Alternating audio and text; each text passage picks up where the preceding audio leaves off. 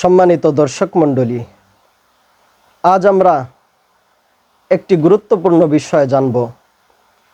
সেটি হচ্ছে রোজা অবস্থায় ইনজেকশন, স্যালাইন ইত্যাদি নিলে রোজা ভঙ্গ হবে কি না। রোজা অবস্থায় ইনজেকশন নিলে রোজা ভঙ্গ হবে না,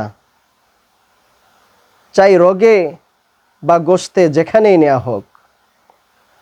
রোজা অবস্থায় স্যালাইন নিলে রোজা ভঙ্গ হবে না, কারণ স্যালাইন নেওয়া হয় রোগে, আর রোগ রোজা ভঙ্গ হওয়ার গ্রহণযোগ্য ছিদ্রপথ নয়। তবে রোজার দুর্বলতা দূর করার জন্য স্যালাইন নেওয়া মাকরুহ।